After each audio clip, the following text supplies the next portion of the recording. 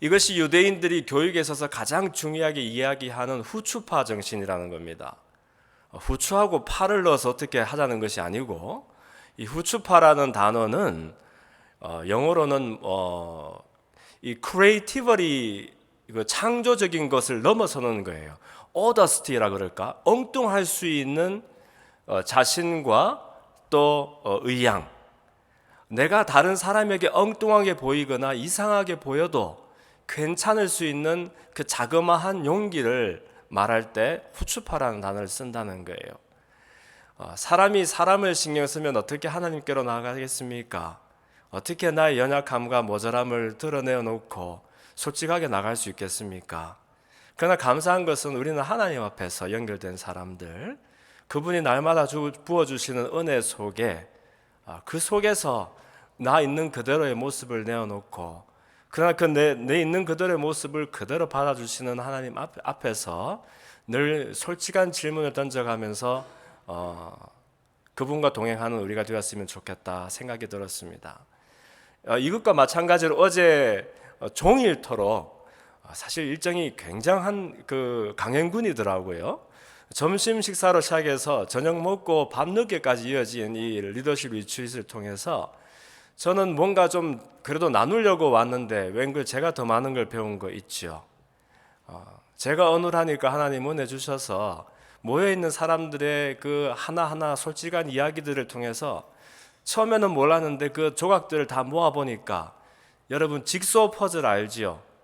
300개, 500개 직소 퍼즐 하나하나의 피스는 도무지 납득이 안 되는데 모아보고 붙여보니까 아름다운 그림이 되는 것처럼, 어제 그 종일 모임을 통해서 대체 교회가 뭔지, 또 리더로 세워진 사람마다, 사실 리더 아닌 사람은 세상에 아무도 없거든요. 모두가 모두에게 서로 영향력을 끼치는 리더로 세워졌기 때문에, 그럼 우리는 어떻게 섬기는 리더가 되어야 되는지 나누면서 큰 감격을 경험했습니다. 제 기도와 소원이 있다면 앞으로도 이 폴드 제자교회 안에 이런 가난하고 겸손하고 그러나 솔직한 질문과 대답들이 오가는 그런 진짜 믿음의 공동체가 되었으면 좋겠어요. 솔직하게 하나님의 얼굴을 구하는 사람에게마다 하나님이 그분의 우리의 지각을 뛰어넘는 초자연적인 평강과 기쁨으로 우리를 인도해 주실 것이라 믿습니다. 오늘 은혜 받으신 하나님 말씀은 마태복음 16장 13절에서 20절까지 말씀입니다. 마태복음 16장 13절에서 20절까지 말씀.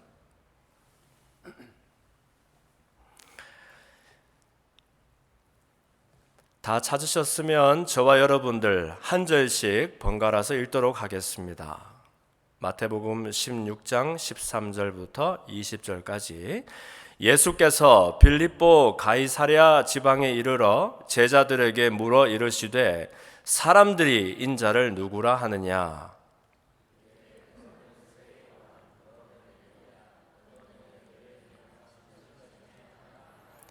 이르시되 너희는 나를 누구라 하느냐?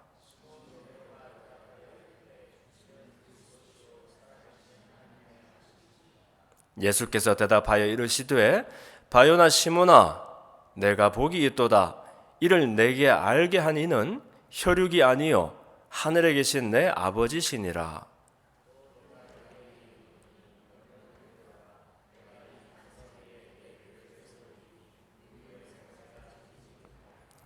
내가 천국 열쇠를 내게 주리니 내가 땅에서 무엇이든지 매면 하늘에서도 매일 것이요 내가 땅에서 무엇이든지 풀면 하늘에서도 풀리리라 하시고, 이에 제자들에게 경고하사 자기가 그리스도인 것을 아무에게도 이르지 말라 하시니라. 아멘. 살아계신 아버지 하나님, 주의 말씀 앞에 섰습니다. 우리의 마음을 가난하고 겸손하게 만들어 주셔서 우리 각자에게 주시는 세밀하지만 분명한 하나님의 음성을 듣는 주의 계시의 말씀 가운데 은혜를 경험하는 시간 되도록 인도하여 주옵소서. 성령님을 인정하고 환영하고 의지하고 모셔드립니다. 오셔서 우리 가운데 일하여 주옵소서. 예수님 이름으로 기도합니다. 아멘.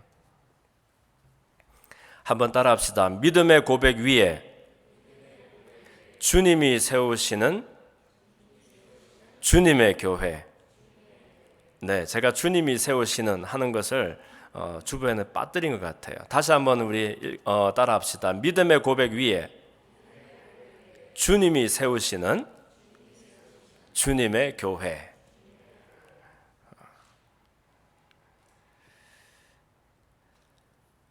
교회를 의미하는 다양한 단어들이 성경에 사용되고 있습니다만 그 가운데서 헬라어, 그리스 언어로는 에클레시아라는 그런 단어가 신약 성경 곳곳에 사용되고 있습니다. 재미있는 것은 유대의 회당을 말하는 것이 아니라 예수 그리스도의 교회를 말한다면 예수님 이전에는 그런 교회가 없었겠죠. 그렇죠. 예수님을 믿고 따르는 사람들의 교회라는 것은 예수님 이후에라야 생겼을 것입니다. 그리고 예수님이 실제로 그분의 교회를 말씀하신 부분이 신약 성경에는 오직 두 군데에만 나옵니다. 그것이 하필 마태, 마가, 누가, 요한 이 네 개 복음서 중에서도 마태복음에서만 우리가 찾아볼 수 있습니다. 그것이 16장에서 한 번, 또 18장에서 또 두 차례에 걸쳐서 에클레시아라는 단어가 총 두 군데에서 세 번 언급된 것을 볼 수 있습니다. 물론 예수님이 부활승천하신 다음에 사도 바울을 포함해서 그분의 제자들이 곳곳에서 이제 교회라는 말을 쓰기 시작합니다만 어쨌든 지상의 첫 교회, 주님의 교회의 시작은 오늘 우리가 읽었던 본문에서 그 근거를 찾아볼 수 있는 겁니다. 당시는 예수님께서 이제 3년여 공생의 기간을 보내시고 가는 곳마다 많은 기적과 이사를 행하시고 가난한 자에게 복음을 선포하시고 눈먼 자 눈을 보게 하고 안전뱅이가 일어나고 또 저는 자가 서고 심지어 죽은 자가 살아나는 그런 놀라운 이적과 기사를 곳곳에서 베푸셨습니다. 그러면서 회개하라, 아버지의 나라 천국이 곧 임한다라고 천국 복음을 선포하셨지요.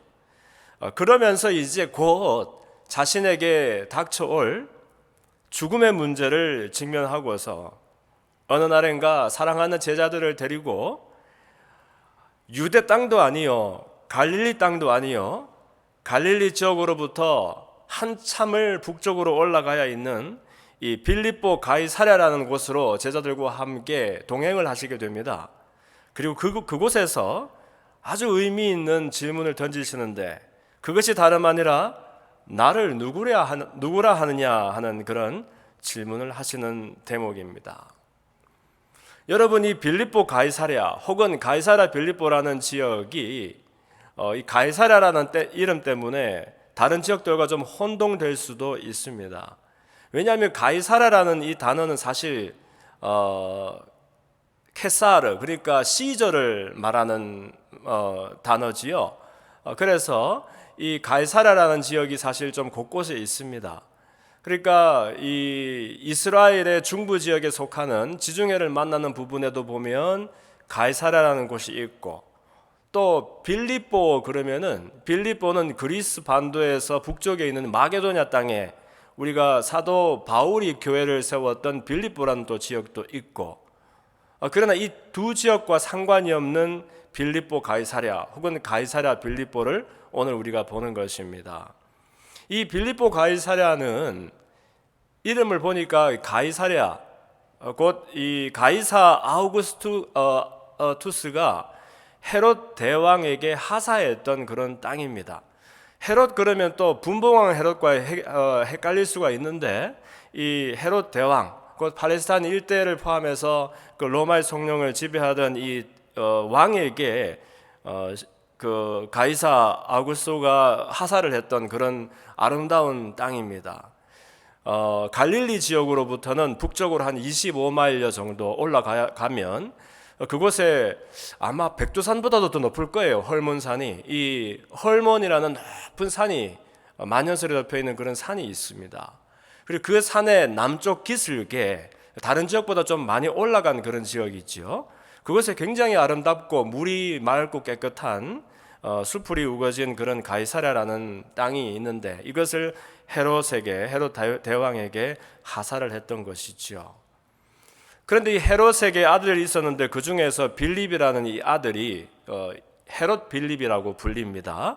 이 사람이 나중에 다시 가이사에게 헌정합니다. 이 도시를 다시 리모델링을 하는 거죠. 하고 원래 자연 경관이 아름다웠던 이 도시를 헬라식으로 굉장히 어리어리한 그런 신전과 시설들을 세워놓고서 가이사에게 헌정한 곳이 또한 빌립보 가이사랴 도시가 되겠습니다. 한마디로 북쪽으로 가면 아무것도 없어야 되는데 그냥 숲이 우거지고 아름다운 그 높은 산 기슭에 마치 그 절벽을 깎아 놓은 듯한 한 그런 웅장한 곳에다가 누구죠? 저기 황제의 신전과 함께 판 신전을 세워놓고, 마치 여러분 그 우리 다큐멘터리에서 자주 보는 요르단에 있는 페트라를 보는 것 같은 너무너무 그 웅장한 그런 신전이 서 있는 땅이 이곳 가이사랴 빌립보 도시가 되겠습니다. 이곳은 지중해 지역은 원래 비가 많습니다. 이 많은 비들이 그 일대의 석회암 지형을 적시고, 그래서 그 물들이 모여서 그곳에 지하수를 형성하면 이제 이 가이사 빌립보 지역에 많은 샘들이 있고, 그곳에서 솟아난 샘들이 남쪽으로 흘러서 요단의 상수원이 되고, 곧 이스라엘에 공급되는 상수도원의 50%가 이곳에서 비롯된다라고 합니다. 한마디로 숲이 아름답고 물이 맑고 산의 풍광이 빼어난 그런 지역이라 할 수 있을 것입니다. 이곳에 왜 예수님이 제자들을 데리고 방문하셨을까요? 하필이면 당신의 장차 다가오는 죽음에 대해서 말씀하실 때 왜 하필 이렇게 그냥 쳐다만 봐도 약호가 죽을 만한 웅장한 황제의 신전과 또 다산과 살림을 상징하는 판 신을 모시는 그 판 신전이 있는 이곳에 제자들을 데리고 와서, 상상이 되시죠? 마치 의리의리한 대도시에 차림이 남루한 거린들이 방문한 것 같은 그런 모습 속에서 이런 중요한 질문을 던지시는 것일까요? 이때 제자들 향해서 제일 먼저 하신 질문이, 얘들아, 사람들이 나를 누구라고 하느냐라고, 당시 유대 사람들이 예수님을 어떻게 생각하는지에 대해서 먼저 질문을 하십니다. 예수님은 가는 곳마다 놀라운 기적을 행하셨고 천국 복음을 전하셨지요. 그 기적이 사람이 할 수 없는 종류의 기적이어서 많은 사람들이 구름대같이 모였습니다. 그러나 그때마다 습관처럼 예수님은 사람들에게, 다른 이들에게 알리지 말라라고 당부를 하셨습니다. 세상에 너만 알아라 하는 그런 말처럼 바보스러운 얘기가 어디 있습니까? 나 말고 다른 한 사람만 알면 세상 천지가 다 아는 얘기가 사람 이야기 아닙니까? 그걸 몰라서 그랬을 리가 없고, 예수님은 아직도 자신이 정녕 누구신지, 이 땅에 오셨던 가장 중요한 이유가 무엇인지를 드러내기에 시기가 무르익지 않았던 것을 아셨기 때문에, 비록 사람들이 그분이 행하시는 기적과 이사를 보고 그분의 탁월한 비유의 천국 말씀들을 듣고 인산인해로 모인 것까지는 보았지만, 그러나 그 사람들의 마음속에 정녕 이분이 정녕 누구신가 하는 분명한 인식이 아직 없다는 것을 알고 계셨기 때문에 그분의 때가 오지 못한 것을 그렇게 말씀하셨던 것입니다. 사람들은 이분이 틀림없이 하늘에서 오신 분일 것이다라고 짐작은 했겠지요. 사람이 할 수 없는 삶과 사역을 사셨기 때문에 그렇습니다. 그러나 그 가운데서 어느 누구도 구약에서 내내 한 목소리로 예언되어져 왔었던, 정녕 그들을 모든 것에서 살릴 수 있는 기름 부은 자, 곧 메시아라는 그 사실은 사람들이 알지 못했다라는 것입니다. 그래서 제자들이 대답합니다. 선생님, 어떤 사람들은 당신을 세례 요한이라고 합니다. 세례 요한은 모든 사람들이 자기를 위해서 살아가는데 이 세례 요한만은 남을 위해서 살다가 간 사람 아닙니까? 메뚜기를 먹고 역청을 먹고 짐승의 털옷을 입고서 광야에 외치는 소리가 있다라고 말하면서 나는 나를 위해서 온 사람이 아니라 내 다음에 오실 분의 첩경, 지름길을 예비하고 준비하러 온 사람이다 말하고 나는 당신들에게 물로 회개의 세례를 주지만 나 다음에 오실 분은 불로 세례를 줄 것이다 라고 말을 하면서 누군가 자신 외의 사람을 위해서 살러 온 사람처럼 그렇게 살다 간 사람이었습니다. 이 사람이 기이하기도 하고 이 사람의 천국 복음이 워낙 강렬했기에 많은 사람들이 제자가 되고 당시 정말 한마디로 큰 센세이션을 일으켰었던 그런 인물이었다고 해요. 그런데 이 사람이 아무것도 이른 바도 없이 분봉왕이었던 또 다른 헤롯에게 죽임을 당하자 사람들은 이제 의구심을 가집니다. 아니 세례 요한이라는 자가 와서 외치는 메시지가 특별하고 강렬해서 틀림없이 그가 뭔가 특별한 일을 할 줄 알았는데 죽어버렸다는 거예요. 그러니 그가 그렇게 칭찬하고 찬양하던 예수라는 자가 있는데 아마 이 예수가 죽었던 세례 요한이 환생한 것인가 보다 이렇게 생각한 사람들이 많았다는 거죠. 또 어떤 사람은 엘리야라고 했다고 합니다. 여러분 선지자들이 많이 있지만 이스라엘 사람들에게 가장 중요한 선지자는 모세나 엘리야가 될 것입니다. 이 엘리야는 죽음을 경험하지 않고 하늘로 올라간 자였고 장차 기름 부은 자 곧 메시아가 오신다라면 반드시 그 전에 엘리야가 내려와야 한다라고 모든 사람들은 믿고 있었습니다. 그렇기 때문에 자기들을 모든 것에서 해방시켜줄 메시아가 오신다면 엘리야가 오셔야 될 텐데 이 예수라는 양반은 앞만 봐도 최소한 엘리야 정도는 되지 않겠느냐라고 말을 했다는 것이지요. 그런가 하면 혹자는 예레미야라고 합니다. 이 예레미야는 예루살렘에 다가오는 그 멸망을 예견하고서 눈물로 그들의 백성들을 향해서 호소했던 그런 선지자잖아요. 백성들을 얼마나 사랑했던지 눈물로 그들을 섬겼고 그들의 아픔을 같이 아파했었던 이 예레미야, 유대 사람들은 특별히 예레미야에게 그들과 강렬한 연결의 느낌을 가지고 있었다라고 합니다. 그래서 예수님이 늘 죄인을 사랑하고 창기들을 용서하고 아픈 사람들과 자기를 동일시시키니까 이 사람은 눈물의 선지자 예레미야가 다시 온 것인가 보다라고 말을 했다는 것이죠. 이때 예수님이 시몬 베드로를 쳐다보면서 그렇다라면 너희는 나를 누구라고 하느냐? 여러분 중요한 것은 관계에서 중요한 것은 아무리 관계를 짓고 있는 사람들이 그 공동체가 숫자가 많다 손치더라도 항상 관계의 요체는 1대1의 관계입니다. 나와 너, 너와 나. 그 관계가 중요하다는 것입니다. 그래서 예수님은 다른 사람들 말고 그러면 너희들에게 나는 누구냐 하며 이제 중요한 질문을 던지시는 겁니다. 제가 하필 어제 제가 즐겁게 읽던 그 어린 왕자라는 어른들을 위한 동화라고 불리는 그 이야기를 일화로 여러 번 쓴 적이 있는데 예화로 쓴 적이 있는데 그 동화에도 보면 꽃과 어린 왕자 그리고 꽃과 여우의 이야기가 등장하지 않습니까? 여러분 어린 왕자가 꽃과의 만남을 통해서 많은 일들을 경험하고 그러나 또 그 꽃을 한번 떠나게 되지요. 그렇죠? 그래서 지구라는 곳을 방문하게 되는데 그러나 지구에 와서 낭패를 경험합니다. 왜냐하면 지구에 와봤더니 이 세상에 하나밖에 없는 꽃을 자기가 알았고 사랑했는 줄 알았는데 지구에 와보니까 똑같이 생긴 장미들이 5,000송이가 있더라는 겁니다. 그게 너무나 슬펐어요.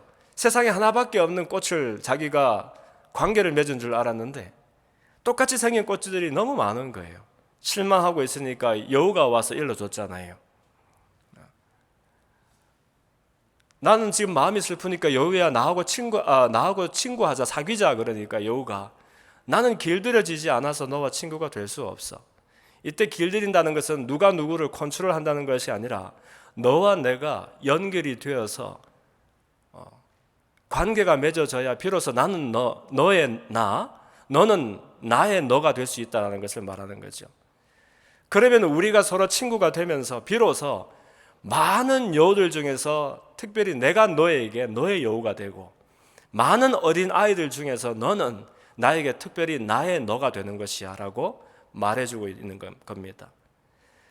그러니까 하나님도 모든 사람들의 하나님, 만유의 하나님으로 나에게 인식되면 그분도 역시 하나님이지요. 그러나 중요한 것은 그분과 나하고의 관계에 있어서 그분이 나의 하나님, 내가 그분의 자녀가 되는 것이 정말로 중요하다는 것입니다. 그때사 그것이 어디서 나온 지혜인지는 모르겠는데 이 베드로가 오늘 본문 16절에 보니까 주는 그리스도시요 하나님의 아들이십니다 라고 고백을 합니다. 물론 예수님께서 말씀하신 것처럼 이것은 그 사람의 육의 지혜에서 자기 속에서 나온 이야기가 아닙니다. 예수님은 하늘에 계신 내 아버지께서 너에게 붙여주신 이야기다라고 말씀하시면서 이것도 너에게 복이 된다라고 말씀하십니다. 우리는 이 이야기를 들을 때마다 베드로가 하나님이 주신 지혜에 붙들려서 중요한 믿음의 고백을 했나 보다 라고만 생각하는데, 이 이야기는 다르게 이야기하면 사실 베드로가 여전히 자기 안에서는, 자기의 이해 속에서는 주님이 어떤 분이신지 모르고 있을 수 있다는 것을 놓쳐서는 안 된다는 것입니다. 베드로는 하나님이 주시는 지혜로 주님이 곧 그리스도시요 하나님의 아들이시다라고 고백할 수는 있었지만 이것이 자기 속에서 나온 이야기는 아니었습니다. 어떻게 알 수 있느냐? 곧 뒤에 이어지는 부분에서 예수님이 그러면 나는 이제 곧 죽을 것이다, 다가오는 죽음을 예언하시니까 베드로는 절대로 그런 일이 생기지 못하도록 내가 하겠다라고 말씀하시고, 예수님은 사단아 뒤로 물러서라라는 호된 꾸지람을 하시는 것을 볼 수 있습니다. 또 심지어 변화산상에서 예수님의 영모가 해같이 변할 때에는 너무너무 흥분이 되어서 주님 이곳이 너무 좋습니다, 천막을 3개를 짓고 하나는 모세를 위해서, 하나는 엘리야를 위해서, 하나는 주님을 위해서 짓게 하여 주옵소서. 무슨 말입니까? 주님 여기 너무 좋으니까 저는 주님과 함께 여기서 영원히 살래요, 이런 말을 하는 겁니다. 죽는 데까지 따라가겠다고 말했던 이 제자가 그러나 주님께서 붙잡히시던 그날 밤 하룻밤에 무려 3번이나 주님을 부인하고 마지막에는 저주하면서 그의 고백은 그야말로 입술로 뱉어낸 소리의 고백밖에 되지 않는 산산이 부서지고 만 고백이 되고 만 것입니다. 그러면서 이 부분에서 베드로의 고백을 칭찬하신 주님께서 18절에 아주 중요한 선언을 우리에게 주십니다. 너는 베드로라, 내가 이 반석 위에 내 교회를 세우리니 음부의 권세가 이기지 못한다라고 말씀하시는 겁니다. 다시 읽겠습니다. 너는 베드로라, 내가 이 반석 위에 내 교회를 세우리니 음부의 권세가 이기지를 못한다. 너무너무 중요한 선언입니다. 우선 이 대목에서 이 베드로라는 단어와 반석이라는 단어를 우리가 오해하면 마치 베드로라는 그 반석 위에 교회를 세우신 것처럼 이해할 수도 있습니다. 왜냐하면 또 공교롭게도 베드로라는 이 단어 자체가 헬라어로는 페트라스, 페트로스 그러죠.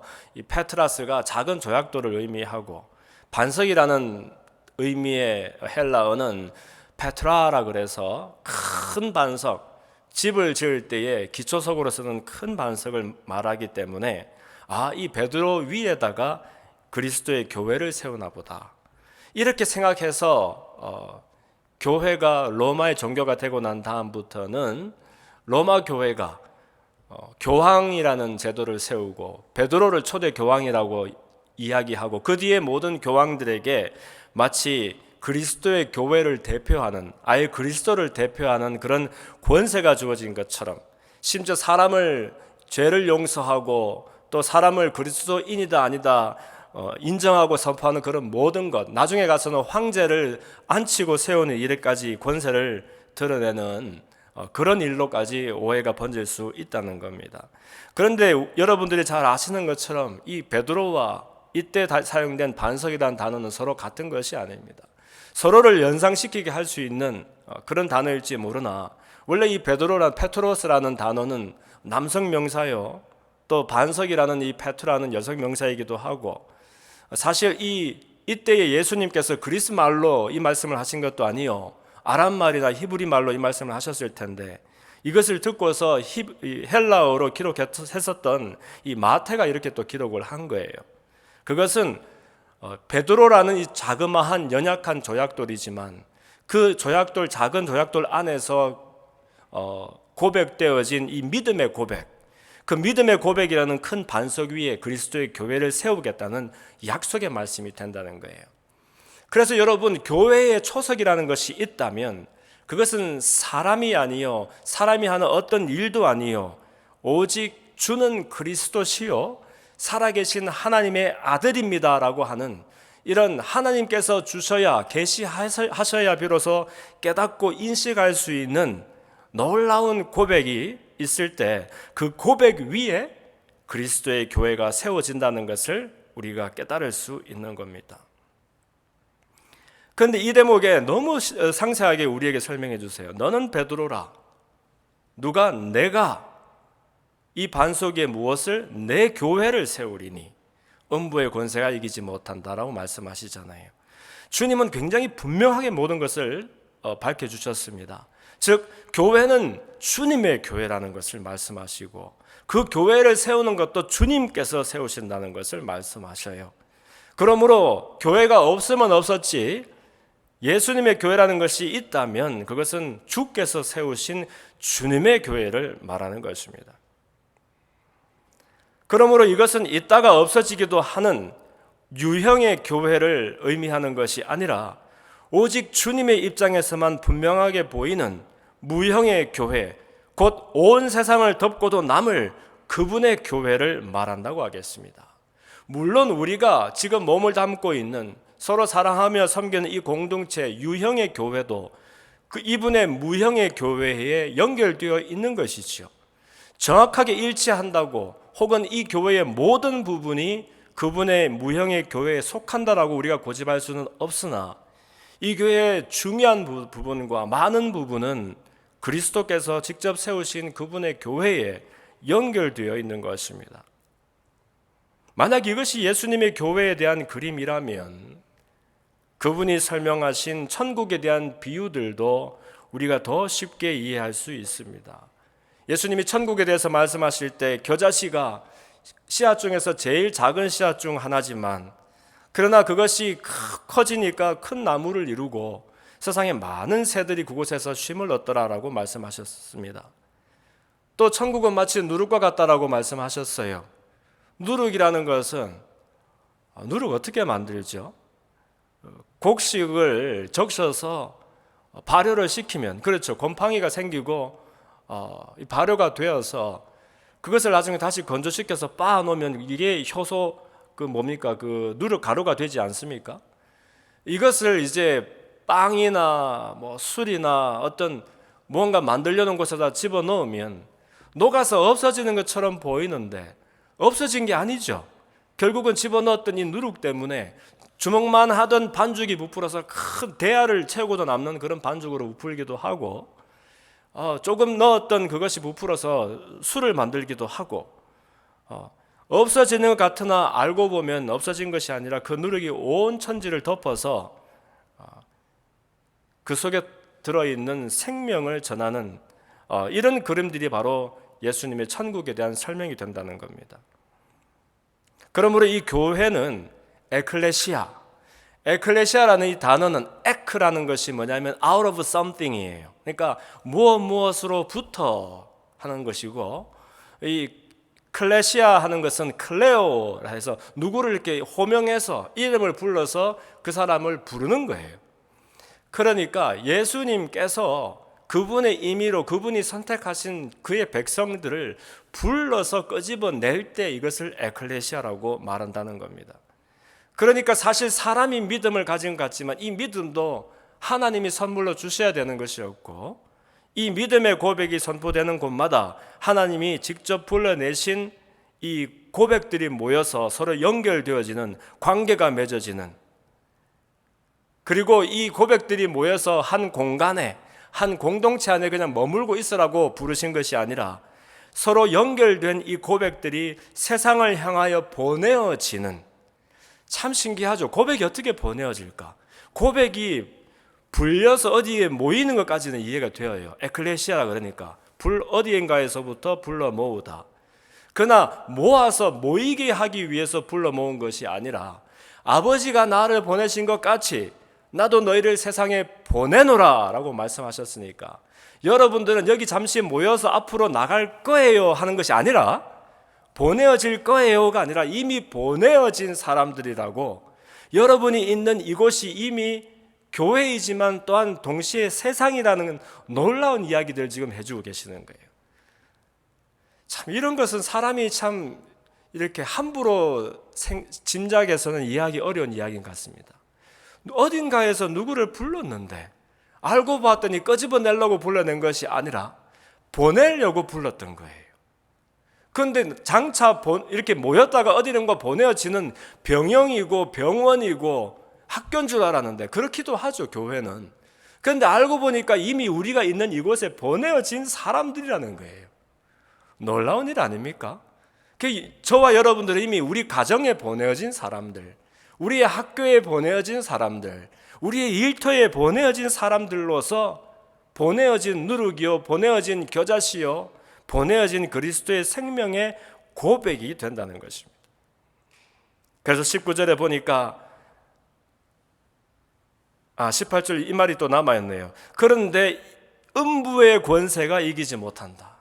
이 말도 좀 어렵잖아요. 음부라는 것은 지옥을 말합니다, 여러분. 대체 이 교회가 얼마나 대단한 곳이길래 지옥의 권세도 이 교회를 이기지 못하나? 만약에 교회가 우리가 보는 유형의 교회에 제한된다면 어떻게 음부의 권세가 이기지 못하겠습니까? 음부의 권세가 이기기도 남지요. 지금 이 순간에도 얼마나 많은 교회들이 문을 열었다가 문을 닫고 있겠습니까? 얼마나 많은 교회들이 연약한 사람들이 모여있으니까 그 속에 다툼과 갈등이 일어나서 그것 때문에 몸살을 앓다가 마치 그냥 주저앉아 버리는 것처럼 보이겠습니까? 그런데 이 교회는, 주님이 세우시는 주님의 교회는 지옥의 권세도 이기지를 못한다는 거예요. 그 이유가 어디에 있습니까, 여러분? 여러분들이 힘이 세서 그렇습니까? 이 교회가 영향력이 많아서 그렇습니까? 그게 아니에요. 교회가 세워진 기초가 바로 주는 그리스도시요 하나님의 아들이시라는 고백 위에 세워졌기 때문에 이 고백에 연결된 자들마다, 그 고백으로 만들어진 관계가 보내지는 곳마다 음부의 권세, 지옥의 권세가 이기지 못함이 가능하게 된다는 겁니다. 그래서 19절에 보니까 주님께서 내가 천국 열쇠를 너에게 주노니 네가 땅에서 무엇이든지 매면 하늘에서도 매일 것이요 네가 땅에서 무엇이든지 풀면 하늘에서도 풀리리라. 저는 어릴 때 이 말씀이 무슨 말인지 도통 이해할 수가 없었어요. 어떤 목사님들은, 혹자는 이것은 교회가 가지고 있는 징계의 권한을 말하는 것이다, 묻고 푸는 것이니까. 혹자는 하나님의 나라를 이해할 수 있는 권한이다, 곧 성경 말씀이 선포되고 그 말씀이 해석되고 나누어질 수 있는 그런 권한이 교회에 주어진 것이다 라고 말씀하시는데, 저는 잘 모르겠어요. 그런데 성경을 읽어보면 이것과 똑같은 표현이 18장에서도 언급이 됩니다. 그런데 이 마태복음 18장이 공교롭게도 주님께서 또 한 번 이 교회라는 단어를 쓰셨던 그 장이 되는 것입니다. 그래서 이것은 다른 말이 아니라 매면 매이고 풀면 풀리리라, 그러니까 교회가 매고 풀 수 있는 권한이 교회에 주어졌나 보다, 이렇게 우리가 초점을 맞추기 쉬운데, 사실 이 얘기는 매라는 얘기입니까? 풀라는 얘기입니까? 풀라는 얘기입니다. 천국 열쇠를 주노니, 여러분들 유럽에 가시면은 아름다운 카테드랄들이 성당과 교회들이 곳곳에 있잖아요. 교회 가면 항상 약속이나 한듯이 그 동상들이 많이 서 있어요, 성상이. 그 가운데서 보면 어떤 인물들이 꼭 이렇게 열쇠를 쥐고 있는 인물이 있습니다. 누구예요? 베드로예요. 베드로가 열쇠를 쥐고 있는 거예요. 그래서 왜냐하면 천국의 열쇠를 너에게 주는, 이때 말하는 너는 진짜 베드로가 맞습니다. 그래서 캐톨릭에서는 혹은 많은 교회에서는 이 베드로야말로 묻고 푸는 권세가 주어진 사람이요, 그리스도를 대신해서 교회를 대표하는 사람이다라고 생각하는 거예요. 심지어 천국 가면 천국의 문지기가 베드로다라고 얘기하는 사람들도 많이 있어요. 저는 아직 천국 안 가봐서 모르겠어요. 그런데 어쨌든 이 열쇠라는 것이 묶으란 얘기입니까? 풀라는 얘기입니까? 열쇠는 그 안에 중요한 것이 있어서 지키기 위해서 잠그기도 합니다만은 종국에는 그것을 풀어서 안에 것을 쓰기 위해서 존재하는 물건이잖아요. 그러니까 묶고 푸는 권세가 주어진 것이 중요한 것이 아니라 풀으라는 겁니다. 풀으라는 것. 네가 풀어야 풀리고 네가 묶으면 묶인다는 거예요. 그래서 이 고백이 18장에도 그대로 나옵니다. 18장에 보면은 형제가 죄를 범하면 어떻게 해야 됩니까? 하니까 우리 같으면 나쁜 짓 한 대로 벌을 주고 책망을 해라 이렇게 말했을 텐데 주님 한결같이 용서를 언급하시는 거예요. 죄를 범했거든 그 사람과 상대해서 권고를 해라. 그래야 형제를 잃지 않는다라고 말하는 거예요. 그런데 혹시 그 사람이 안 들으면 할 수 없이 한두 사람 데리고 가서 또 권면해라. 그래도 안 들으면 어떡합니까? 그럼 할 수 없지. 교회로 데려가라. 사실 이때는 교회가 없었어요. 그리고 교회가 어떤 건물을 세워놓고 이게 교회야, 예배드리기 위한 공간이야 라고 말하기 시작한 것이 예수님 오시고 한 300여 년 지난 다음에야 비로소 이 프로페셔널한 교회라는 빌딩이 세워지게 됩니다. 이때 말하는 교회라는 것은 성도의 모임을, 공동체를 의미하는 것이죠. 그 공동체 안에 데리고 가서 회개할 수 있는 기회를 주어란 말이에요. 그런데 그렇게 해도 말을 듣지 않으면 어떻게 해요? 그때는 할 수 없이 이방인과 세리같이 여겨라 라고 말씀하셨어요. 이때 주님 하시는 말씀이 이방인이나 세리처럼 여기라는 말입니까? 아닙니까? 할 수 없으면 그렇게 하라는 것이지 이분의 말씀은 결국 뭐 하라는 얘기입니까? 용서하고 용납하라는 얘기입니다. 할 수 있는 데까지 용서하고 용납하고 끌어안으라는 것을 말하는 거예요. 이렇게 저렇게도 안 되면 그때 가서는 할 수 없지 이 말씀을 하시는 겁니다. 그런데 왜 이게 중요하느냐? 주님이 용서하시면 되잖아요. 주님이 벌을 주시면 되는 거 아니에요. 왜 사람이 사람을 용납하고 용서하는 게 이렇게 중요해서 사람을 귀찮게 하시느냐 말씀이에요. 주님이 우리가 누군가를 용서하고 용납하는 그 일 자체가 중요해서가 아니라 나와 다른 남, 오히려 나에게 도전이 되고 상처가 되는 그 사람을 향하여 내가 품는 그 마음이 바로 그리스도와 나를 묶어내는 그 관계에 연결되어 있기 때문에 그렇다는 것이에요. 교회는 사람이 필요해서 세우거나 교회는 그 가운데서 유익을 얻기 위해 만들어진 조직이거나 교회는 이 속에서 뭔가 의미 있는 일, 좋은 일, 아름다운 일, 선한 일 하자고 우리가 만들어 놓은 어떤 조직과 기업이 아니라는 것이에요. 그렇게 해도 그렇게 세운 교회가 있다 손치더라도 그 교회가 하나님의 교회로 연결될 때에는 의미가 전혀 다르게 격상이 된다는 겁니다. 그건 뭐예요? 다름 아니라 고백 속에서 묶어진 공동체라는 겁니다. 여호가 말했잖아요. 너와 내가 서로를 길들여야만 우리는 나는 너의 여우, 너는 나의 왕자가 될 수 있어. 어떻게 하면 할 수 있어? 너는 인내심이 필요하고 시간이 필요해. 처음에는 멀찍이 앉아라. 말도 하지 마. 한 걸음씩 다가오면 비로소 너와 내가 가까운 것을 느낄 수 있을 거야. 그러면 나는 너의 여우, 너는 많은 어린이 중에서 나의 왕자가 되는 거라고 말했잖아요. 여우가 이제 말씀도 하네. 풀어라는 말씀입니다. 열쇠는 묶으라는 것이 아니라 너 열쇠 줄 테니까 묶고 싶으면 묶고 풀고 싶으면 풀고 너에게 놀라운 권세를 줬어. 이 말이 아니에요. 풀어라는 거예요. 땅에서 매면 하늘에서 매인다. 땅에서 풀면 하늘에서 풀린다. 그러니까 매든지 묶든지 알아서 잘 해봐. 이 말 아닙니다. 풀어라는 거예요. 그래서 주기도문 우리에게 가르쳐 주실 때에도 우리가 우리에게 죄 지은 자를 사하여 준 것 같이 우리 죄를 사하여 주옵시고, 우리 죄를 사하여 주시는 것도 중요하지만 우리가 우리에게 죄 지은 자를 사할 수 있도록 용서의 마음을 달라는 기도입니다. 만일 이렇게 해도 듣지 않거든 이방인과 세리가 같이 여겨라. 이방인 세리처럼 취급하라는 얘기가 아니에요. 할 수 있는 범위 안에서 용납하고 용서하라는 겁니다. 이처럼 고백이 같은 사람끼리는 그 속에 흐르고 있는 생명의 연결 때문에 서로가 서로에게 책임이 있는 것입니다. 이 책임은 서로가 서로에게 짐이 되고 부담이 되는 그런 류의 책임이 아니라 서로가 서로에게 연결이 되어서 서로를 살리고 세울 수 있는 그런 류의 책임이 되는 겁니다. 그러므로 우리에게 소원이 있다면 우리 폴드 제자 교회가 참 이 세상에서 보기 드문 아주 희한한 그런 교회가 되었으면 좋겠습니다. 희한하다는 말은 경상도 말로 나쁘다는 얘기가 아닙니다. 이상하고 요상하다는 얘기가 아니라 참 특별하고 참 특별하네 하는 그런 얘기입니다. 왜 희한한 교회가 될까요?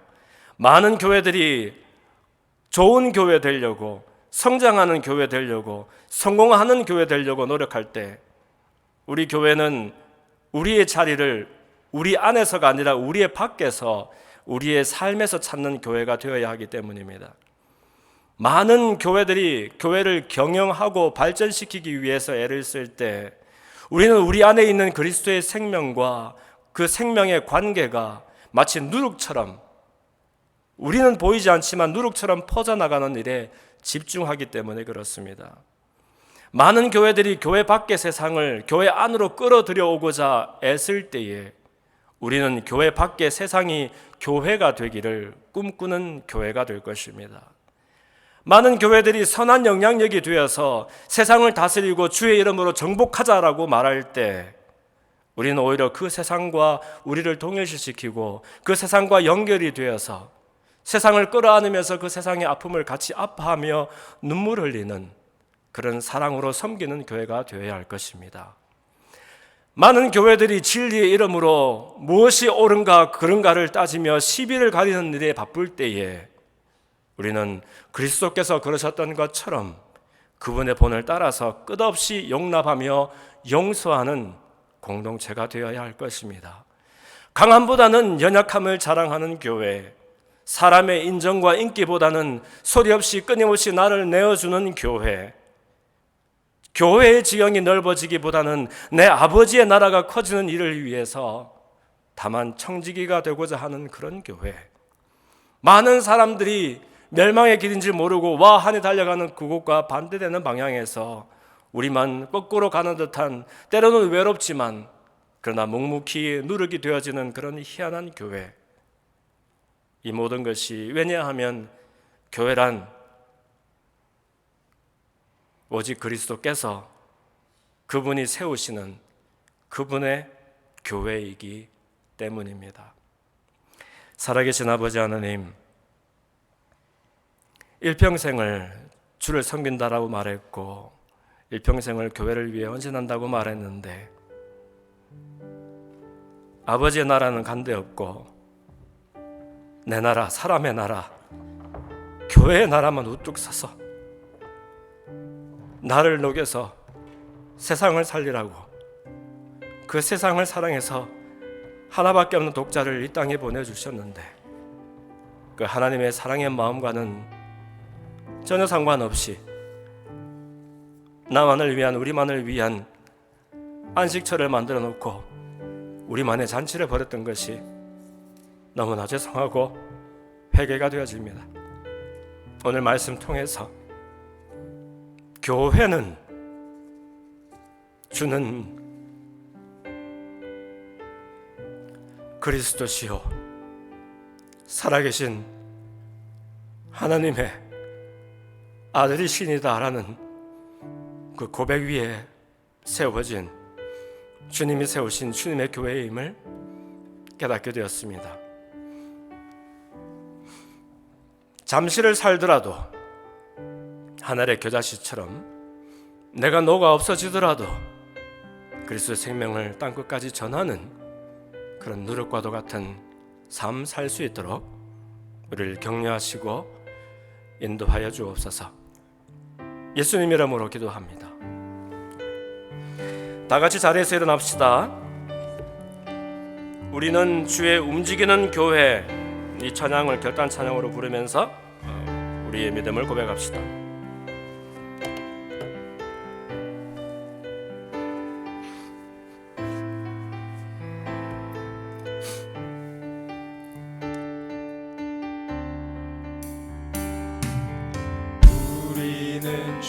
나의 움직이는 교회 이곳은